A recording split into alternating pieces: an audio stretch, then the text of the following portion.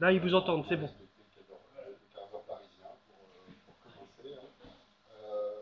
Bonsoir, merci à tous d'être présents dans la salle On va remonter. à distance à cette première séance du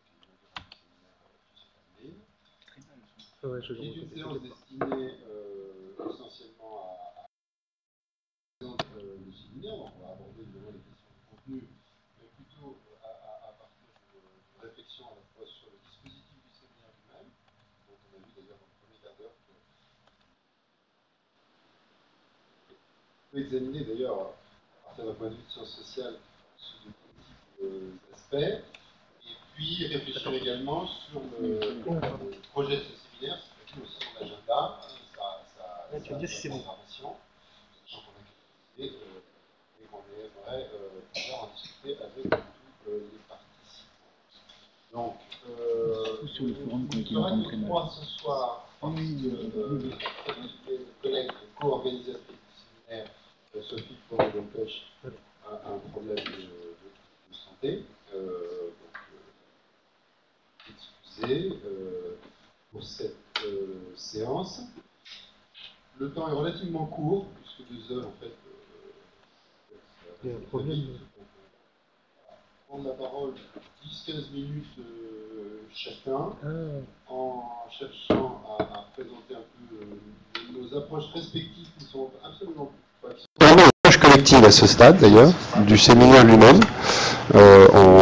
On a 3 parcours là sur cette table, 3 regards qui sont en fait très différents, voire même divergents et contradictoires, ce qui fait partie du charme de la démarche et bon, en ce qui me concerne, qui correspond tout à fait aussi à l'esprit notamment du réseau Numéruniv qui vise à ouvrir le débat à la diversité des points de vue. Donc, je commence, je m'appelle donc Jérôme Valluy, je suis enseignant en sciences politiques à Paris 1, chercheur au centre COSTEC, sur les questions de technologie, notamment sur la dimension numérique à l'UTC, qui est l'Université technologique de Compiègne, et donc initiateur du réseau scientifique Numéruniv, qu'on a lancé, on est plusieurs à avoir lancé donc, dans son idée il y a quelques mois, et en fait dans son activité réelle il y a quelques jours seulement, le séminaire Fichet-Heinlein faisant partie de ce lancement du réseau Numéruniv. Alors, pour présenter rapidement le séminaire, puisque c'est quand même l'objet de la séance, quelques éléments tels que moi je les conçois, mais mon propos n'engage personne d'autre que moi-même. En ce qui concerne le domaine du séminaire, il porte sur ce qui me semble pouvoir s'appeler le numérique universitaire, même si l'expression n'est absolument pas cadré, ni d'usage courant. Ça correspond pour moi en tout cas à une catégorie qui fait sens, en regroupant notamment dans le domaine de recherche, d'études et de débat, 3 dimensions fondamentales du monde universitaire, qui sont, et notamment du point de vue des enseignants-chercheurs, mais pas seulement de ce point de vue-là, qui sont la partie pédagogique, l'enseignement, la partie de recherche scientifique, et la partie je vais utiliser un gros vilain mot, mais qui en sciences politiques, dans l'analyse des politiques publiques, est d'usage assez courant, avec un sens éventuellement un peu décalé, de gouvernance ou d'animation, de gestion, d'administration, de démocratie, enfin de plein de choses qui ont trait à la régulation collective de la vie universitaire. Et ces 3 dimensions, j'y reviendrai, me semble, au vu notamment de recherches bibliographiques que j'ai commencé à faire sur ce domaine depuis déjà un certain nombre de mois, s'être construit ces 10 dernières années, sur le mode d'une séparation des 3 domaines, avec des champs de spécialité distincts, et finalement de plus en plus éloignés, ce qui pose aussi un problème de prise en charge intellectuelle de ce domaine du numérique universitaire qui n'existe pas en fait actuellement. En fond, on fait exister par cette expression quelque chose qui n'existe pas réellement, puisque actuellement il existe plutôt un domaine qui est celui de la pédagogie numérique universitaire, ou des TIS, des technologies d'information et communication pour l'enseignement notamment supérieur, un domaine qui concerne la numérisation de l'activité scientifique et notamment de l'édition scientifique, avec des problématiques spécifiques comme le libre accès, etc. Et puis un domaine qui concerne l'administration de l'université et la numérisation des modes d'interaction dans le monde universitaire, depuis que ça concerne les étudiants, les enseignants, etc. Donc regrouper ces trois domaines, c'est déjà un enjeu, au fond, de définition d'une forme d'agenda scientifique et de perspective du séminaire. Une autre dimension de ce domaine qui me semble important, et qui, je crois, est important, particulièrement pour les enseignants, notamment les enseignants-chercheurs, mais tous les enseignants d'ailleurs, c'est ce qu'on va appeler le numérique disciplinaire. Là encore, ce n'est pas quelque chose qui existe véritablement. Tendance à faire exister par une expression qui n'est pas du tout d'usage courant et qui désignerait le phénomène de différenciation des mondes numériques entre les disciplines scientifiques. Autrement dit, le numérique pédagogique, scientifique ou administratif du monde des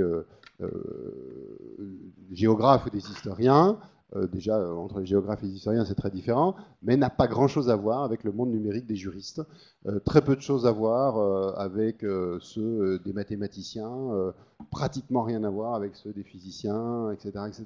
C'est-à-dire que le développement de l'intégration des outils Internet dans nos professions est déjà arrivé à un tel point que la différenciation est énorme, et traiter le numérique universitaire sans considérer ces compartiments, à mon avis, est un facteur de problème aujourd'hui sur lequel il y a beaucoup à réfléchir. Dans cette définition du domaine, très rapidement, personnellement, chaque fois que je m'exprimerai, je me limiterai au domaine des arts, lettres, sciences humaines et sociales, pas par choix intellectuel, mais par incapacité intellectuelle à faire plus. C'est-à-dire que le peu que je sais, que j'ai pu aller voir à travers la bibliographie sur ces questions-là, en relation avec la biologie, la chimie, les sciences physiques, etc., me fait juste découvrir que mon niveau de compétence est vraiment à zéro, voire même légèrement en dessous, et étant tellement incompétent, la prise de parole devient strictement impossible. Maintenant, évidemment, si on arrive à intégrer des compétences et à entrer dans des comparaisons, ça sera très très bien. Mais voilà.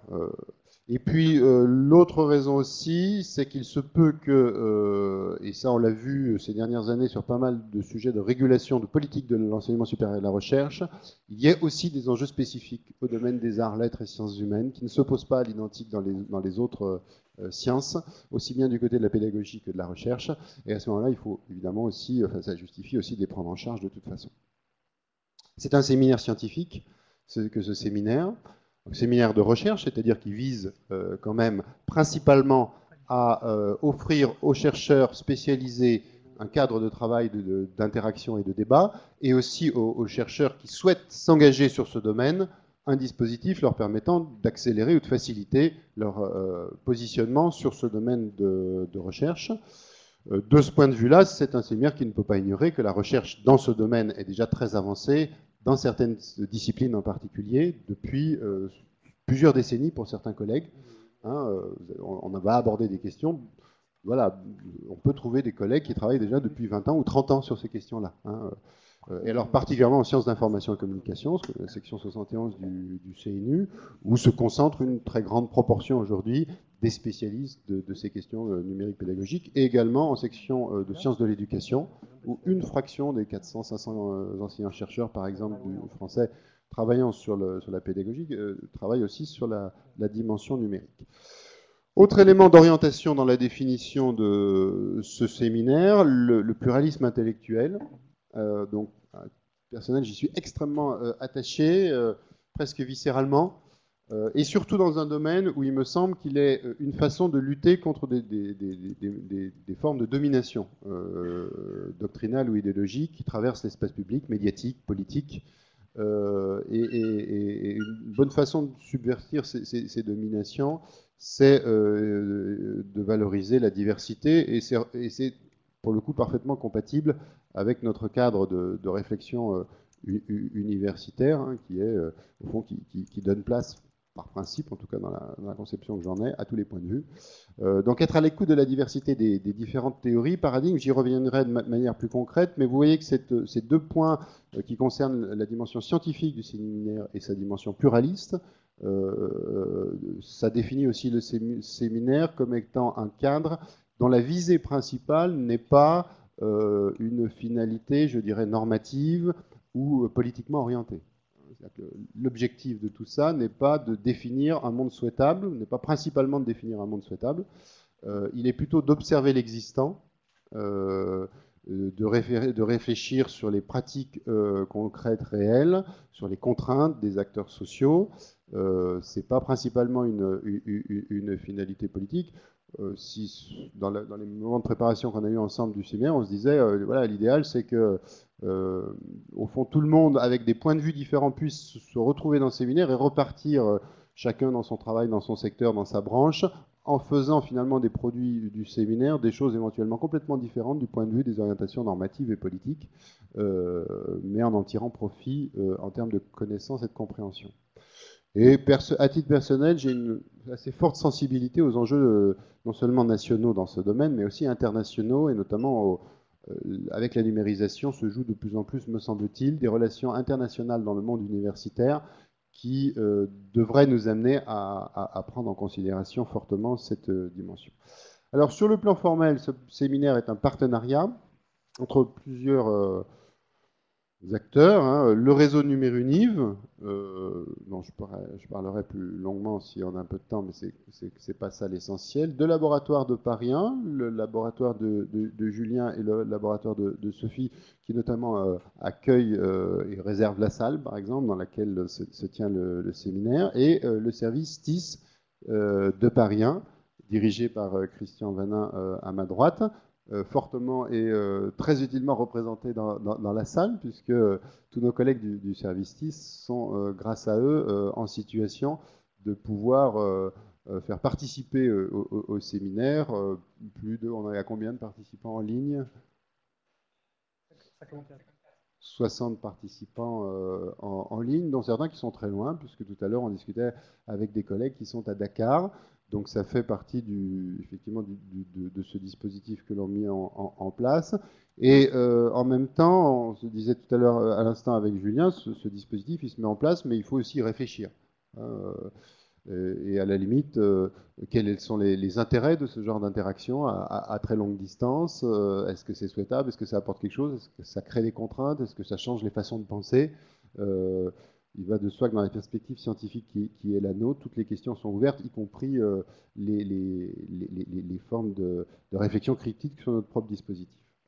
Il y a un comité scientifique associé à ce séminaire qui a réuni 80-90 spécialistes, principalement du comité de scientifique du réseau Numéruniv, mais aussi une trentaine de collègues de Paris 1 qui ont manifesté leur intérêt pour suivre le travail du séminaire. Et sur le comité scientifique, tous ensemble, ils sont répartis sur 15-20 universités et sur plusieurs pays, même si pour le moment on a construit le comité scientifique de Numéruniv plutôt à partir de l'espace français, mais on va l'étendre à l'espace francophone international notamment. C'est aussi un mode d'expérimentation d'une façon de travailler dont on n'a pas encore beaucoup l'habitude, même à l'université. Alors dans certaines filières, c'est plus habituel, hein, le travail à distance, la vidéoconférence, les webconf, etc. Pas dans toutes les disciplines. Bon, pour ma part, je crois que c'est la première fois que je mets en place un séminaire de ce type, avec notamment une participation à distance importante. Et tout ça grâce au service TIS de Paris 1. Le nom du séminaire, Fish-Steinlein, alors dans le débat public actuel, il pourrait prêter à confusion et à malentendu parce qu'on utilise souvent la métaphore de l'introduction de l'imprimerie dans l'université, c'est-à-dire à l'époque essentiellement à la Sorbonne, comme une façon de stigmatiser soit le retard, soit la lenteur, soit les réticences du monde universitaire face aux technologies. Et donc, parler de l'imprimerie en vis-à-vis de l'Internet, c'est dans le discours, dans la rhétorique politique aujourd'hui, souvent dans les médias, une façon de dire, oh, regardez, ces profs, ils sont finalement exactement, ils n'ont pas changé depuis 5 siècles, et ils sont comme les clercs de la Sorbonne, quand l'imprimerie est arrivée, ils étaient contre, ils ont résisté le plus possible. Donc voilà, c'est pas du tout cet usage-là du sens de la référence affichée à Heinlein qui est à trouver dans l'intitulé de ce séminaire. C'est une autre problématique, sans doute beaucoup plus intéressante, qui est celle d'un questionnement sur l'arrivée d'une technologie nouvelle dans un milieu professionnel, socio-professionnel, qui, sans forcément être hostile, est néanmoins critique et en capacité d'exercer un esprit critique, ce qui était d'ailleurs le cas des clercs de la Sorbonne en 1470. Et qui pouvait avoir éventuellement de bonnes raisons d'exercer cet esprit critique. Et donc, c'est ça, hein, le sens de la métaphore affichée à Heinlein, c'est pas celle qu'on trouve à la télévision. Et ce questionnement sur l'arrivée d'une technologie nouvelle dans le milieu, eh bien, il nous amène à construire, au fond, non pas un objet véritablement, c'est un petit peu fort de parler d'objet comme on en parle dans nos recherches doctorales, etc. Mais on a effectivement des questions centrales qui sont un questionnement sur les effets des changements numériques dans le monde universitaire. C'est une façon d'aborder le domaine, de s'interroger non pas, comme on peut le faire d'ailleurs très, très légitimement dans d'autres séminaires ou ailleurs, sur toutes les potentialités que la technologie pourrait apporter en termes de transformation future, hein, sur l'éducation ou sur l'enseignement supérieur, mais de s'interroger sur ce qu'elle change déjà maintenant dans nos métiers et dans notre organisation universitaire, donc d'avoir un regard sur le présent notamment, qui n'interdit pas du tout, même au contraire, la comparaison historique de type sociologique hein, sur ces questions. Et une autre dimension de ce questionnement, c'est celui des usages sociaux des nouvelles technologies d'information et communication, aussi bien par les étudiants, par les enseignants, et également par les personnels administratifs et techniciens. Mais l'interaction étudiant-enseignant est particulièrement centrale dans cette question des usages, au moins sur un domaine, celui de la pédagogie numérique. Et là, on a déjà plusieurs années de recherche dans différentes disciplines qui ont mis sur l'agenda cette question des usages sociaux du numérique. On s'inscrit donc du coup sur ce deuxième aspect de la problématique, sur un champ qui est déjà travaillé hein, dans la recherche. Donc voilà pour une description rapide du domaine. Je vais évidemment faire qu'une toute petite partie de ce que j'ai prévu. En ce qui concerne le programme, on n'a pas véritablement programmé le séminaire au sens où on n'a pas fixé du tout ni les intitulés, ni les intervenants des séances prochaines. On a prévu approximativement 8 séances par an. On s'inscrit dans une perspective qui est pluriannuelle, hein, mais on n'a pas fixé la programmation, notamment parce qu'on veut intégrer l'apport de compétences des membres du comité scientifique et des participants sur ce sujet. Donc on a des idées, des suggestions. On a déjà quelques idées plus précises pour la séance suivante, évidemment, mais on voulait laisser ouvert aussi cette programmation pour ne pas arriver avec un programme tout ficelé. On est dans une perspective de séminaire de recherche et la question de l'agenda scientifique pour les chercheurs est une question absolument centrale et qui est un objet de délibération en soi, enfin, entre scientifiques. Donc l'instance de décision, c'est aussi le comité scientifique. Ce qu'on attend de vous, tous ici présents dans la salle ou à distance, c'est que éventuellement, par vos remarques, vos questionnements, vos suggestions, vous fassiez aussi des suggestions sur les thématiques, les sujets importants, sur au fond la hiérarchisation des sujets à traiter prioritairement en matière scientifique dans ce domaine du numérique universitaire. On a quelques idées, donc on pense. Voilà, c'était un peu la liste que vous voyez apparaître sur cette page, correspond à peu près à ce qu'on a d'ailleurs annoncé publiquement au moment où on lançait le séminaire. Il fallait quand même donner des lignes pour indiqué de quoi on voulait parler, c'est-à-dire définir un peu plus précisément le domaine et le contenu du séminaire, mais pour autant, ces lignes ne sont pas inscrites dans le marbre. L'ordre changera de toute évidence. Il est très possible que des thèmes disparaissent, que d'autres arrivent. Voilà, rien n'est fixé et tout ouvert à la discussion. On pense consacrer la prochaine séance aux transformations du métier recherche et enseignement à l'ère numérique, en accueillant notamment les chercheurs d'un numéro de revue qui va sortir sur ce sujet. Si ça doit être confirmé, je n'en suis pas sûr, mais enfin, je ne trahirai pas grand-chose en annonçant une sortie d'un numéro de la revue Distance, Médiation et Savoir, qui est une des revues les plus anciennes, d'ailleurs, en France, qui est liée au CNED, hein, et qui est une revue tout à fait centrale dans ce domaine de recherche. Et ensuite, voilà, la problématique de l'accès libre aux publications scientifiques sera traitée forcément à un moment ou à un autre. C'est une problématique d'actualité, mais c'est une problématique centrale, hein, des transformations dans ce domaine. La question du numérique disciplinaire dont j'en ai déjà parlé, le problème des répartitions de temps de travail entre les trois secteurs du numérique universitaire que j'ai évoqué précédemment, le numérique universitaire dans les projets d'établissement, la question de la réussite des étudiants et de la problématique tout à fait cruciale dans ce domaine qui est la problématique des taux d'abandon, à distinguer clairement des taux d'échec ou de réussite aux examens, hein. Et puis la question aussi de la formation des doctorants dans notre domaine d'art, lettres et sciences humaines sur ce nouveau domaine. Donc on est en attente, et au fond c'est l'occasion aussi dans cette première séance de lancer un appel à des contributions personnelles de chercheurs qui participent au séminaire et au réseau, à des propositions aussi de thèmes de séance, avec éventuellement des suggestions d'intervenants, etc. Sachant qu'on ne risque pas d'être débordé par les propositions dès lors qu'on se projette potentiellement sur plusieurs années de travail, et que si on arrive à saturer l'agenda de la première année, rien ne nous empêche de commencer à programmer les années suivantes. Donc voilà, j'avais une deuxième partie dans mon PowerPoint qui m'aurait pris voilà, beaucoup plus de temps et qui m'amenait à rentrer dans le fond de la problématique. Mais ce que je vous propose, c'est de ne pas en traiter cette fois-ci, il y aura d'autres occasions, et de passer la parole à Christian Vanin et ensuite à Julien Vincent. Et puis ensuite, on lancera le débat entre nous tous. Et moi, je réinterviendrai éventuellement sur les questions que je n'ai pas pu aborder maintenant. Voilà. Attention que je te comprends pas. Merci Jérôme. Bonsoir. Si vous pouvez, voilà, on va faire la bascule. Donc, non, c'est bon, je te remercie. Donc, merci de votre présence ce soir et merci à ceux qui sont en ligne. Donc, effectivement,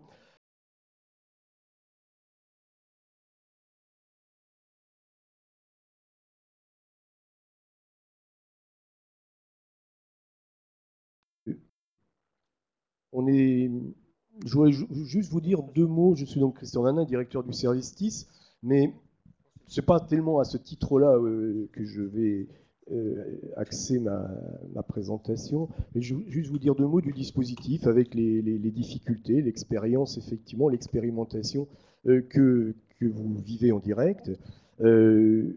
Donc là, nous sommes dans un dispositif dit de webconférence. Dans ce dispositif de webconférence, nous avons la possibilité, donc on a fait ce choix-là, plutôt que d'une diffusion passive, la possibilité de recevoir donc des chats de personnes qui sont en ligne aujourd'hui, plus de une soixantaine, donc 53 en ce moment. Alexa leur répond, Alexa Gallo qui est une des collègues du service, Franck Abitbol et Philippe sont aux manettes et pour ensuite proposer donc une diffusion directe et du podcast pour vous pourrez le réécouter d'une part, et d'autre part, les gens qui n'auront pas été en direct pourront le télécharger. Marie-Laure, qui est une étudiante du master à la 04, ici, à Paris 1, est une assistante du service et fait le cadre. Voilà pour le dispositif. Le dispositif, vous l'avez vu aussi en ligne avec la possibilité de Twitter, donc Et Alexa donc animera cette partie médias sociaux. On essaie, peut-être que la prochaine fois il n'y aura pas de webconférence, mais peut-être un conférencier à distance aussi, c'est cette possibilité, et une diffusion pure et simple. Voilà, on va essayer tout au long de l'année de différents dispositifs. Donc, je voudrais maintenant rentrer dans le questionnement, finalement, si j'arrive à avoir mes diapos, Franck, s'il te plaît.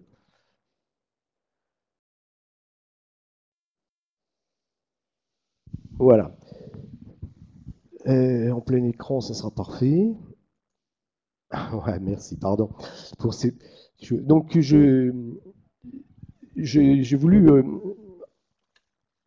mettre cette intervention, ce questionnement autour de mon parcours. Finalement, vous avez vu à travers l'intervention de Jérôme que c'est un vaste domaine, le numérique. D'ailleurs, on a employé déjà numérique disciplinaire, numérique pédagogique, etc. Et en tant qu'acteur, témoin dans différentes postures personnelles et professionnelles, donc dans ma carrière, j'ai d'abord commencé comme enseignant, éducateur, formateur, du cours préparatoire jusqu'à l'université. J'ai eu une deuxième période où j'ai été expert, chargé de mission TICE, donc au ministère de l'Éducation nationale, puis au ministère de l'Enseignement supérieur. Et depuis 5 ans, c'est la 5e année, je suis directeur du service TIS de Paris. À travers ce parcours, il y a des questionnements récurrents, puisque la thématique, c'est effectivement enseignement pour moi, éducation, formation, que je dissocie pas toujours, et numérique.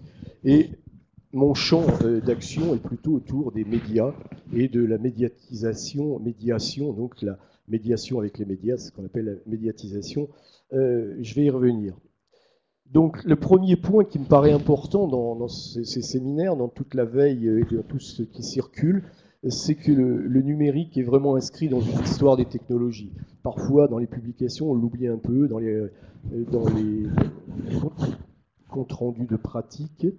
Et depuis le plan informatique pour tous, par exemple, il y a eu une évolution des technologies. Et je pense, comme les travaux de Claire Bellil, entre autres, le présentent, que une des questions, c'est de créer des supports de cours, des supports d'activité, d'avoir un certain nombre de médias pour médiatiser son enseignement.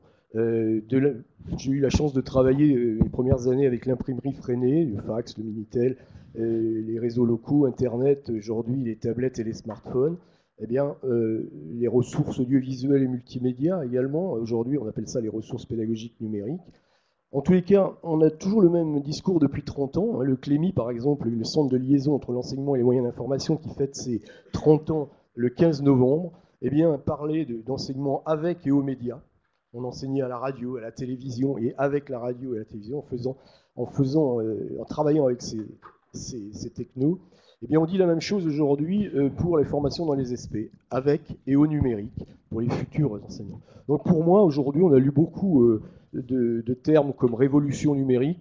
Je pense qu'il faudrait qu'on réfléchisse à l'utilisation de ce terme révolution et plutôt s'inscrire peut-être dans l'histoire. Le deuxième point, c'est que le numérique, il est étroitement lié avec la réflexion pédagogique. Enseigner, apprendre, ce balancement qu'on voit dans beaucoup de textes, apprendre dans quel environnement, pas seulement technologique, et la discussion autour des paradigmes. Voilà. Et paradoxalement, on a vu réapparaître avec le numérique, on le voit encore plus aujourd'hui, des questionnements pédagogiques. Je vous ai cité un certain nombre d'auteurs, la bibliographie sera mise en ligne, c'est souvent des articles, parce qu'on a fait, grâce à tous les collègues, une très belle bibliographie. On peut l'enrichir de conférences ou d'articles si vous ne les avez pas vus. On retrouve cette question pédagogique, et j'espère bien que dans le séminaire, il en sera question de ce dialogue permanent entre la pédagogie et la technologie, entre la technologie et la pédagogie. En tous les cas, c'est d'actualité dans nos masters de formation, comme tu as dit, Jérôme, et dans les SP. Le numérique, donc, à mon avis, ne peut pas être traité isolément de son contexte historique et de son contexte technologique. Et puis, juste, troisième point, c'est parce que, en écoutant la conférence de George Siemens, qui popularise le connectivisme autour des MOOC, ça m'a rappelé deux auteurs qui allaient au-delà qui allait au-delà et qui parlait d'une vision de la société. Célestin Freinet, la classe coopérative, c'est vraiment une vision de la société. Et Seymour Papert, avec le langage logo et le constructionnisme. Moi, quand j'ai commencé en collège, en lycée, eh bien, on avait les petites tortues logo et on programmait. Et si vous lisez un peu ce que voulait faire Seymour Papert à travers ses machines à apprendre, c'est intéressant. Et bon, voilà, ça n'engage que moi, mais Siemens, c'est peut-être et d'autres dans cette dimension. Ensuite, eh bien, on se pose toujours la question des missions de l'enseignement. Donc, je vous renvoie à cette petite citation que j'ai trouvée récemment dans une publication de Bruno Delièvre, qui est enseignant à Mons. Et il dit, je vous la laisse lire, si on regarde cette citation de près, eh bien, je pense qu'on peut retrouver des choses qui ont été mise en évidence en 2001 par Serge Pougelajus, qui avait l'Observatoire des technologies éducatives et qui disait que la question de l'efficacité du numérique, on nous rabâche tout le temps, hey, là, merci. Et l'efficacité du numérique est redoutable. Eh bien, on retrouve ça dans une synthèse d'enquête de Guy Béliveau 10 ans après, où on trouve exactement la même chose. Je vous invite à lire, il y a au moins une quinzaine d'enquêtes qui ont été synthétisées. Eh bien, l'efficacité du numérique, c'est un vrai problème. On croise également le problème, Jérôme l'a dit, de la réussite des étudiants. Quelle réussite, la question de l'enseignement de masse ou de l'excellence. J'aime bien les travaux autour de cette problématique-là. J'ai cité Éric Morin, et dans la liste, tu nous as fait circuler un texte très, très intéressant de Simon Collin, sur les inégalités sociales et le numérique. Et j'espère en tous les cas, qu'il y aura des travaux, des propositions autour de ça. Et puis, il y a une grande question, c'est pour ça que j'ai mis éducateur-formateur. J'ai eu cette chance pendant quelques années de travailler avec des jeunes adultes, décrocheurs et raccrocheurs forcément. Eh bien, le numérique peut contribuer, mais pas tout seul, à une vision du monde qu'on peut avoir, l'éducation, l'émancipation, comme dirait Hervé Lecrenier ou Stéphane Hessel et Edgar Morin. Enfin, on nous a beaucoup parlé de la fracture numérique. Je pense que ce terme mériterait d'être précisé et, en tous les cas, une fracture culturelle des difficultés. On parle d'isoler les plus isolés, socialiser les plus socialisés, donc d'un certain nombre de problèmes qui séparent. Voilà pour la première posture, c'est le plus long parce qu'effectivement, c'est là où on trouve le plus grand nombre de textes. Je vois apparaître aujourd'hui dans les différentes conférences deux grandes thématiques. La notion d'université ouverte. Bon, je vous renvoie à des conférences de Joël de René ou de François Tadei, et à cette notion très importante, je trouve, pour nous tous et pour nos enfants, de culture numérique, et pour nos étudiants également. J'aime bien les travaux sur l'humanisme numérique de Milad Doueli. Voilà, je vais vous lire cette citation sur la notion de culture numérique. J'espère qu'il y en a. Deuxième temps, ce sera plus rapide. En tant qu'expert ou chargé de mission TIS, à partir de 1990, j'ai eu l'occasion de travailler autour des ressources, des plans. Je n'ai pas travaillé dans tous ces programmes-là. Deux points seulement. Hein. Il y a des très beaux travaux, entre autres, de Pierre Meuglin et de François Thibault sur les liens étroits avec le monde économique, les constructeurs, les éditeurs de logiciels, les éditeurs et les diffuseurs, le marché de la formation en ligne. Je crois que là, il y a matière à réflexion et ça continue d'ailleurs. En tous les cas, moi, dans ce point de vue-là, ce qui m'embête beaucoup, c'est que les bilans arrivent longtemps après. Et c'est le décalage entre le temps politique et puis le monde qui va. Et là, on a eu la chance d'avoir l'annonce d'un très grand plan par la ministre le 2 octobre. Et je dis chiche, pourquoi n'y aurait-il pas aujourd'hui des équipes qui regarderaient dès le début? Je vous invite à lire le dossier de presse qui est en ligne. On voit les experts, on voit les influenceurs, on va voir comment les établissements vont s'emparer, comment ça va se mettre en place. Moi, je trouve que c'est un formidable champ de recherche. Voilà, là aussi, ça n'engage que moi. Comme directeur TIS, je vais aller rapidement. Je vous ai dit déjà le travail concret que nous faisons. Toutes les structures TIS en France ont des noms différents, des cellules, des missions, des centres, des services, des directions TIS, centre d'innovation pédagogique, centre d'accompagnement, SUN, c'est services aux usages numériques, direction des usages numériques SUP, service universitaire de pédagogie, peu importe. Ils ont tous des fonctions d'intermédiation. Bon, c'est les nouveaux compétences dont parlait Jérôme, transformation du métier, des métiers, des collègues, des ingénieurs de formation, des ingénieurs pédagogiques qui viennent en soutien, en accompagnement. Donc on voit apparaître des transversalités, et puis aussi on voit apparaître quelque chose qui me tient beaucoup à cœur dans le service, mais je ne suis pas le seul en France, la notion de recherche-action versus les bonnes pratiques. Hein. Bon, les bonnes pratiques, mais non, pourquoi ne pas travailler avec les enseignants-chercheurs, pourquoi ne pas travailler avec des équipes de recherche pour regarder ce que nous faisons, comment ça se déploie, ce que c'est qu'un enseignement en ligne. L'intérêt de ce séminaire, comme l'a dit Jérôme, je ne fais que le répéter, ma participation et la participation de tous les collègues, c'est d'avoir une parole plurielle, pas seulement de quelques enseignants-chercheurs dans un domaine. Voilà, on essaie de faire preuve de pragmatisme. Je terminerai cet écran par vous dire, voilà, on essaie de travailler sur 3 concepts, former les étudiants, les enseignants, les accompagner, et puis partager, c'est ce qu'on fait ce soir avec vous. En tant que directeur TIS également, on nous demande dans les établissements de fournir le meilleur environnement numérique, évidemment personnel d'apprentissage pour l'enseignant et l'étudiant. Alors bon, on pourrait le décliner comme cela à Paris, et je vous renvoie sur Paris, hein, pardon. Je vous renvoie sur notre site de partage où tous les conférences ou les citations que je vous ai données sont pratiquement en ligne dans notre vidéoblog. On peut réécouter ou avoir des liens. Et puis je voudrais terminer, parce que je n'ai pas fait qu'un parcours personnel, c'est l'autre aspect qui m'interroge beaucoup aujourd'hui, l'aspect sociétal, parents, grands-parents, citoyens. On a beaucoup parlé des digital natives, ils font des enfants, hein, et voilà. Et Bernard Stiegler a dit que le numérique a envahi nos vies, s'est imposé, c'est un pharmacone. Euh, on peut y réfléchir. En tous les cas, moi, il y a 3 ou 4 choses qui m'interrogent. Et là aussi, j'espère que les chercheurs nous y aideront. Les premières publications sur les neurosciences, modification du cerveau chez les tout petits, en particulier, nouvelle façon de lire avec les écrans. Il suffit de voir dans le métro le matin les petits mômes dans leur poussette avec des smartphones de leur maman ou de leur papa. Voilà, donc il y a des travaux, et je pense qu'on ne peut pas passer à côté de ça. L'autre chose sont l'effet d'échelle de réseaux mondiaux comme Twitter, comme Facebook, intéressant. Il y a des travaux. Et puis surtout, un séminaire ne serait pas un séminaire si on ne parle pas des MOOC. Et si on ne parle pas de l'économie omniprésente, aujourd'hui, la ministre en a parlé, mais ça fait plus d'1 an maintenant que les choses sont parties. Aujourd'hui, bon, Google, Amazon, Facebook ont succédé à Windows et Intel. On disait Wintel dans les années 90, aujourd'hui c'est Google, Amazon, Facebook. C'est intéressant de voir l'omniprésence de l'économie mondiale. On ne peut pas parler comme ça isolément. Et en France, il y a quelque chose qui m'a interpellé.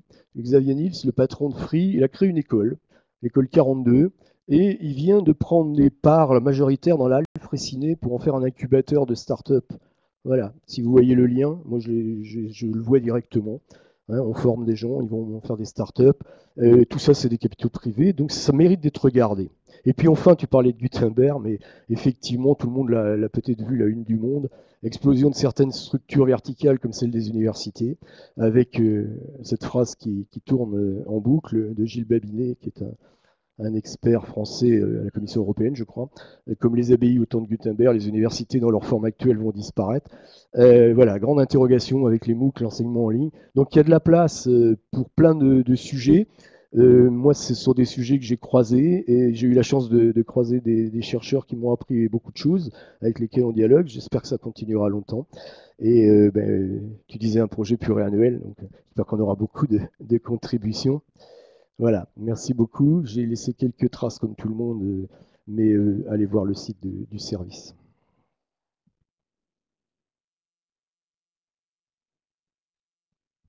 Julien.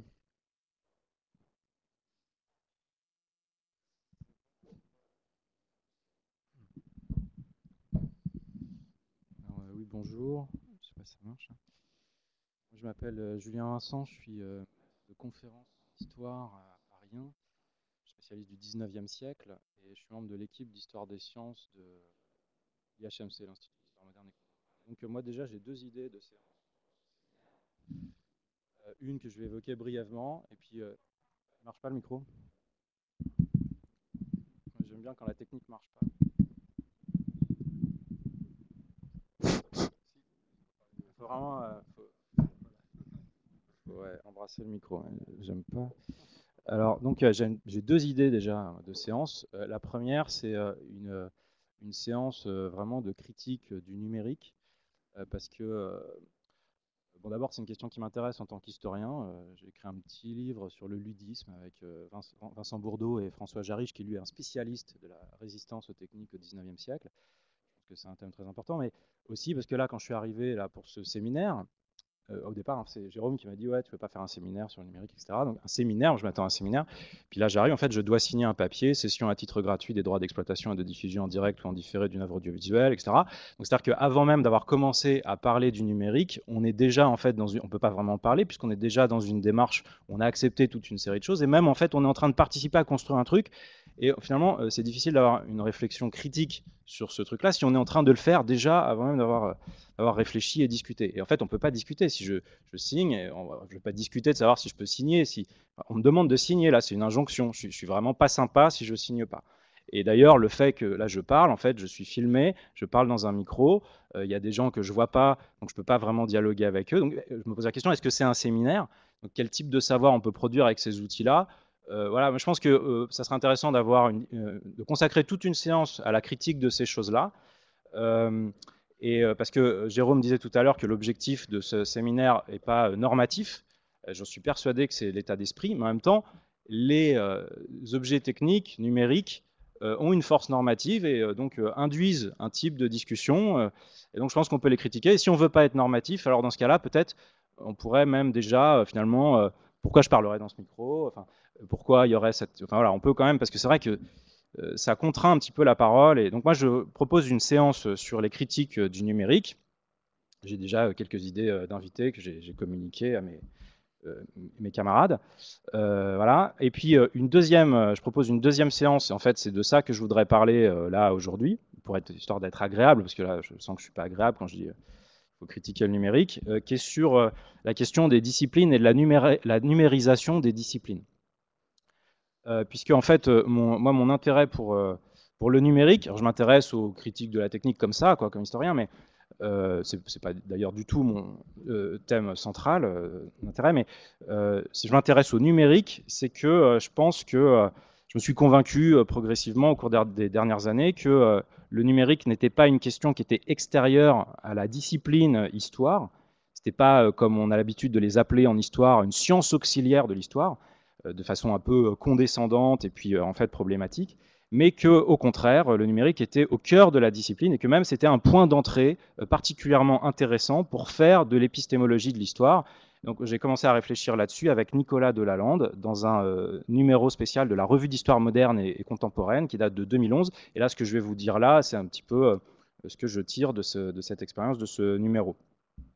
C'est-à-dire que donc moi, j'aborde ce séminaire avec une préoccupation principale, qui est qu'il pourrait être un lieu où on pourrait avoir une réflexion, non pas évidemment sur la seule discipline histoire qui est la mienne, mais plutôt un lieu de réflexion comparée entre différentes disciplines, sur différentes disciplines, un lieu de réflexion commun, mais qui soit en même temps attentif à discuter et à respecter la spécificité de chacune de ces disciplines. Sachant que donc, comme le disait Jérôme, les disciplines qui sont présentes ici, c'est plutôt des sciences humaines et sociales. Donc, voilà. Alors, pour expliquer là mon point de vue, je voudrais dire développer 2 ou 3 points. D'abord, un premier point sur l'utilité de la notion même de discipline quand on parle de la numérisation de l'enseignement supérieur. D'abord, le fait même de partir de la catégorie de discipline, c'est déjà pas un choix anodin, c'est un parti pris, c'est une manière de poser la question de la numérisation.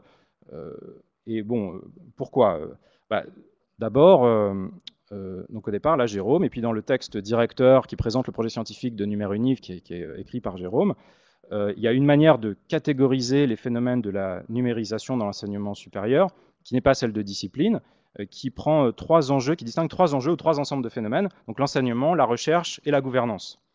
Ce n'est pas des choses qui sont séparées les unes des autres, c'est au contraire, le numérique tend à redéfinir les rapports entre ces trois éléments-là, enseignement, recherche, gouvernance, mais catégoriser les phénomènes de numérisation à partir de ces trois catégories-là, ça c'est très utile et éclairant, etc.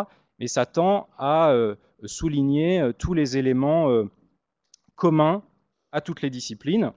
Ça pose les problèmes de façon transversale, donc c'est utile, ça permet de comparer les expériences dans des domaines très différents de l'enseignement supérieur. Et la catégorie de discipline ne permet pas de faire cela, mais elle permet de faire d'autres choses. C'est de mettre en valeur que le numérique a des effets différents en fonction des disciplines. D'ailleurs, c'est ce que tu disais, Jérôme, tout à l'heure. Hein. Tu disais que le numérique disciplinaire est attentif à la différenciation des mondes numériques différents qui naissent dans chaque discipline. Voilà. Le numérique, c'est un phénomène transversal aux disciplines, mais c'est aussi quelque chose qui réactive les différences disciplinaires, qui les renforce, qui réactive des différences disciplinaires qui sont héritées de l'histoire et qui sont renforcées par des institutions qui structurent ces disciplines depuis bien avant le numérique. Alors,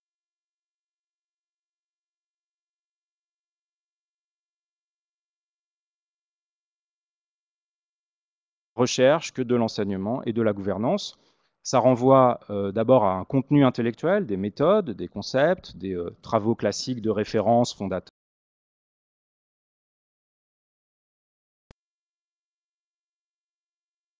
Un contenu intellectuel, une manière de penser. Ça suffit pas, ça permet pas de distinguer les disciplines. Par exemple, entre sciences politiques, moi je suis historien, politiste, avec les sociologues, etc. Il y a des contenus intellectuels, des méthodes, même des objets, et même des documents qui sont utilisés en commun. Et en fait, on ne peut pas faire la différence entre ces disciplines. C'est bien qu'il y a autre chose qui structure les disciplines que des contenus intellectuels, des méthodes, des sources, des ressources, etc. Il y a aussi des enjeux de pouvoir, un mode de recrutement, des institutions, le nombre de postes, des ressources matérielles, des éditeurs chez qui on publie ou on ne publie pas. C'est aussi un habitus, une manière de parler, une manière d'écrire qui se construit dans un mode de recrutement, l'enseignement, etc. C'est ça une discipline. Et c'est aussi une image sociale, une représentation dans la société, une manière de se représenter en public pour justifier son existence. De ce point de vue, les économistes sont différents des sociologues, des juristes, des littéraires, des historiens, etc. Donc je pense qu'il faut partir de cette définition large des disciplines, parce que c'est tout ça, tous ces éléments-là, que fait rejouer le numérique depuis, disons, depuis les années 90, mais en fait avec des chronologies qui varient justement en fonction des disciplines. Alors, pour préciser un peu ce que je veux dire, je prendrai juste un exemple, une image en prenant le cas de l'histoire, de la discipline histoire. Il y a une discipline, il existe une discipline, une image traditionnelle de l'historien ou de l'historienne au travail. C'est une image commune qu'on a tous, qui le situe ou la situe dans une salle de lecture, de bibliothèque, ou bien dans une salle d'archives, en train de dépouiller des archives, comme on dit chez les historiens, dépouiller un carton d'archives. Et en effet, voilà, cette image traditionnelle, elle correspond à certaines pratiques qui définissent la discipline. Et il existe en histoire des échanges scientifiques qui portent précisément sur la manipulation des archives, par exemple. Alors cette image, elle est bien spécifique à la discipline historique. Si on cherchait à se représenter un sociologue, je ne sais pas ce qu'on dirait, mais peut-être qu'on insisterait, alors les sociologues travaillent en archives, mais si on voulait se le représenter dans l'espace public, peut-être on insisterait sur d'autres dispositifs de recherche, par exemple l'entretien. Bon, voilà. Et pour toutes les disciplines, enfin pour plusieurs disciplines, on peut comme ça faire le même exercice. Or, à l'ère du numérique, cette image traditionnelle de l'historien dans sa salle d'archives est devenue complètement un mythe. Un historien, on pourrait dire même un historien, en fait, lit une partie de ses livres non pas en bibliothèque mais sous un format PDF. Et puis aux archives, un historien, c'est pas du tout un fouineur qui a sa place réservée tous les jours, il s'assied à la même place, etc.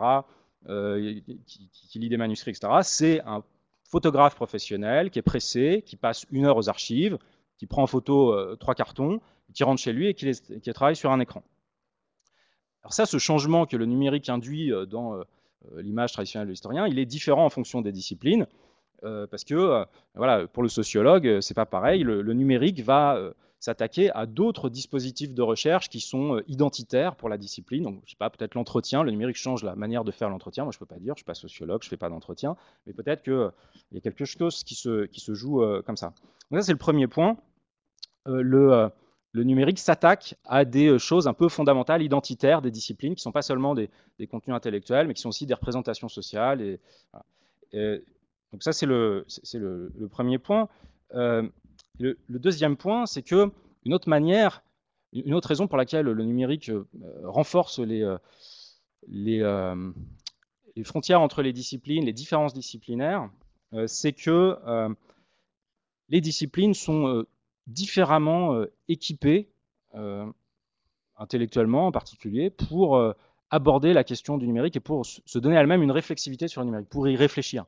Un sociologue ne va pas réfléchir au numérique de la même manière qu'un politiste, qu'un historien, qu'un psychologue, etc. Alors là, je suis incapable de parler des différentes disciplines, mais je pense que dans ce séminaire, on peut parler de ce genre de choses-là, ce serait intéressant d'en parler. Donc je vais juste parler du cas de l'histoire que je connais le moins mal. Donc on pourrait croire, a priori, que l'histoire, c'est une discipline qui est plutôt bien équipée pour aborder cette question de front de la numérisation d'une discipline et pour s'appliquer ça à elle-même. Pourquoi ? Parce qu'en histoire, il existe par exemple une histoire culturelle qui a montré l'historicité, l'importance des soubassements matériels, d'opérations intellectuelles comme la lecture silencieuse par exemple. Les historiens du livre ont montré l'importance de la forme du livre, de leur taille, la manière dont on peut les manipuler sur la construction de raisonnements abstraits, d'opérations intellectuelles on peut les situer dans leur historicité grâce à une attention au soubassement matériel. Il y a aussi un courant en histoire des sciences et des techniques qui prend aussi fortement au sérieux la question des soubassements matériels, de la construction des savoirs disciplinaires, les instruments pour créer de nouveaux faits scientifiques qui permettent de nouveaux styles de raisonnement. Donc, il y a plusieurs courants en histoire qui créent une sensibilité à cette question du numérique et de ses effets sur une discipline et qui pourraient être mobilisés. Et pourtant, malgré ça, la réflexion des historiens sur le numérique me semble très embryonnaire. Il faudrait comparer par rapport aux autres disciplines. Est-ce que les historiens sont en retard ou pas ? J'en sais rien. J'aurais tendance à dire que oui, mais je ne peux pas en être absolument sûr. Cette réflexion est très, très embryonnaire sur le numérique. Pourquoi ? Probablement parce que l'épistémologie classique de l'histoire s'intéresse très peu à l'ordonnancement matériel à l'intérieur duquel se construit la discipline. C'est-à-dire en fait aux choses les plus matérielles, les gestes, les opérations concrètes que font les historiens au travail quand ils produisent des savoirs historiques. Peut-être parce que c'est trop évident, peut-être parce que ce dispositif, ce cadre matériel, il a été construit il y a trop longtemps, au XIXe siècle, et que du coup, on prend pour une évidence, et puis on n'a plus besoin d'y réfléchir. Mais c'est vrai qu'il y a ce paradoxe dans l'épistémologie de l'histoire, que d'un côté, les historiens insistent toujours sur cette métaphore du travail manuel de l'historien. C'est Marc Bloch qui parle du métier d'historien, François Furet il parle de l'atelier de l'histoire, Antoine Pro il évoque l'autoportrait de l'historien en artisan. Voilà, il y a cette métaphore qui est très forte. Et puis en même temps, quand on regarde le contenu de cette épistémologie historique, Marc Bloch, il parle du métier d'historien, mais le métier d'historien, c'est des opérations très abstraites, l'observation historique, la critique historique, l'analyse historique, et on ne voit jamais un corps d'historien qui travaille avec des objets matériels. Je prendrai un autre exemple, parce que là, Marc Bloch, c'est il y a un peu longtemps, mais un autre exemple, il y a un peu plus de 15 ans, en 1996, Gérard Noiriel a publié un livre sur la crise de l'histoire, à une époque où les historiens s'interrogent beaucoup sur la crise des paradigmes qui a été provoquée par le tournant linguistique, la crise de l'histoire sociale, etc. Et Noiriel, pour aborder cette question, il a une posture qui est très intéressante, puisqu'il dit les historiens doivent éviter de faire une épistémologie de philosophes, parce qu'ils vont la faire forcément mal. Il faut qu'ils fassent une épistémologie de praticiens, d'historiens praticiens, dans laquelle ils vont mobiliser leur propre savoir-faire disciplinaire pour faire leur propre épistémologie. Et donc, comment faire cette épistémologie, dit Noiriel? Il faut s'intéresser à la question du pouvoir. C'est pour lui le point aveugle de l'épistémologie des historiens. Il faut non pas s'interroger sur des concepts philosophiques, mais il faut regarder les activités d'évaluation, de recrutement, de direction, de recherche, etc. Donc, faire l'épistémologie de l'histoire, c'est faire la socio-histoire d'une discipline. Mais ce qui est très rigolo dans cette... Alors que je trouve ces idées très intéressantes et donc fondamentales, mais ce qui est très rigolo dans sa posture, c'est qu'on est en 1996, il y a justement une sorte de révolution numérique en train de s'accomplir en histoire comme ailleurs, et jamais il mentionne cette révolution matérielle qui est en train de s'accomplir dans la manière d'écrire même le livre que lui, peut-être, probablement déjà en 96, est en train d'écrire, et il écrit avec des outils qui sont très différents de ceux de... Bon, peut-être pas d'ailleurs, mais bon, peut-être qu'on pouvait utiliser 10 ou 15 ans auparavant. Donc voilà, c'est-à-dire que une épistémologie de praticien, c'est probablement ce que dit Noiriel, mais elle ne doit pas s'intéresser seulement aux rapports de pouvoir, voilà, elle doit s'intéresser aussi aux objets matériels et à leurs effets sur la production des savoirs historiques.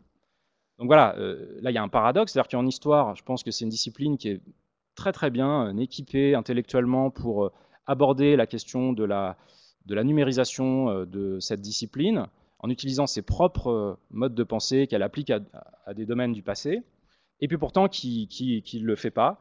Et cette réflexion n'a pas vraiment démarré. Alors, il faudrait comparer entre les différents pays. Par exemple, je pense qu'aux États-Unis, c'est beaucoup plus avancé. Et par exemple, en 2010, la principale association professionnelle d'historiens, l'American Historical Association, a lancé une vaste enquête sur les usages des technologies numériques de ses un peu plus de 4000 membres, pour voilà, faire des études statistiques. Voilà, ça, c'est ce genre de truc qui, je pense, est intéressant. Là, comme ça, on pouvait voir que plus des 2/3 des historiens membres de l'association états-uniens étaient des utilisateurs actifs d'outils numériques. Donc voilà, alors ça, c'était mon deuxième point sur le fait que les disciplines sont différemment équipées pour aborder la révolution numérique en train de se faire. Et en même temps, bon, il ne suffit pas d'avoir les outils intellectuels pour l'appliquer, il faut aussi autre chose. Et donc en troisième point, je voudrais, pour ne pas prendre trop de temps, esquisser très rapidement ce en quoi des pistes, en fait, ce en quoi pourrait consister cette épistémologie pragmatique que demande Noiriel, mais une épistémologie pragmatique du numérique qui s'intéresserait à ces trucs-là, ces dispositifs matériels, qui nous aident ou peut-être nous gênent. Donc voilà, avec quelques réflexions. Évidemment, c'est très très programmatique et puis impressionniste, mais d'abord, bon, autour d'une remarque, c'est-à-dire que l'idée, c'est que le numérique fait aux principales catégories constitutives de la discipline historique un coup qui est un petit peu celui-là du vélo dont on a changé les roues, le cadre, le guidon, les chaînes, etc. Et après, est-ce que c'est le même vélo? Il change tous les éléments, hein, et après, on ne sait plus si c'est la même chose. Donc, par exemple, un séminaire. Donc là, je prenais l'exemple de ce séminaire. Au départ, Jérôme me dit, oui, on va faire un séminaire. Moi, je n'appelle pas ça un séminaire. Les 3/4 des gens, je ne les vois pas. Je ne sais pas qui c'est. On ne peut pas discuter. Alors, peut-être, tu vas me dire, oui, ils peuvent envoyer des tweets. Voilà. Moi, je ne sais pas, peut-être ça fonctionne, mais a priori, pour moi, un séminaire, c'est 12 personnes, tout le monde parle. Voilà, ça, ce n'est pas un dispositif. Le numérique, le séminaire, c'est un dispositif de discussion qui est assez efficace, en fait, qui date du 19e siècle, qui marche bien, quoi. On parle et tout, il n'y a pas trop de monde. Donc voilà, mais avec le numérique, ce qu'on appelle un séminaire n'est plus un séminaire. Bon, et ça, on peut le répliquer sur toutes les catégories constitutives de la discipline historique. Par exemple, archive. Une archive, bon, qu'est-ce que c'est qu'une archive? Depuis le numérique, comme le montre Yann Potin, historien et conservateur aux archives nationales, dans un article dans le numéro de la Revue d'Histoire moderne et contemporaine que j'ai cité, depuis l'apparition du numérique, le sens du mot archive a changé à cause de l'émergence de nouveaux enjeux pour les conservateurs, d'archiver les documents nativement numériques, mais aussi on parle d'archives numériques et d'archives numérisées, et la frontière entre les deux n'est pas nette. En fait, le numérique tend à estomper la frontière entre l'archive, qui normalement est individuelle, unique, et la donnée ou l'information qui est réplicable. On a des archives numériques sur Internet qui sont en fait des données, puisqu'elles sont réplicables, etc. Et le sens du mot c'est décalé. Donc là, voilà, le numérique change une catégorie constitutive de la discipline, change son sens et bon, suppose justement de nouveaux échanges entre les historiens, les conservateurs, archivistes, etc., pour voilà, y voir clair. Ça, pour moi, voilà, ça relève d'une sorte d'épistémologie pragmatique du numérique. Ça irait autour de ça. On partirait de catégories et puis on verrait comment le numérique change le sens de ces catégories et qu'est-ce qu'il faut faire par rapport à ça. D'autres exemples, très rapidement. Qu'est-ce que c'est qu'un savoir historique? Un savoir historique, depuis le 19e siècle, c'est grosso modo soit un livre, soit un article. Et le numérique change la définition même de ce que c'est qu'un livre ou un article. Un livre, par exemple, à l'ère du numérique, on a des historiens comme par exemple Robert Darnton qui défend son idée du livre pyramide. Est-ce que c'est encore un livre? Il dit maintenant un livre pour un historien, grâce au numérique, on a la possibilité de n'imprimer sur papier que les conclusions saillantes d'une vaste recherche, et puis toutes les pièces justificatives et puis les éléments d'érudition, on va les mettre sur Internet, et donc ça sera la base de la pyramide. Donc, la définition même de ce que c'est qu'un livre change.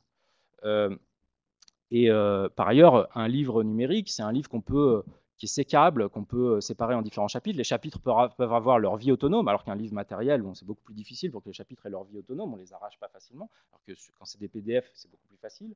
Donc, du coup, ça crée des pratiques de lecture différentes.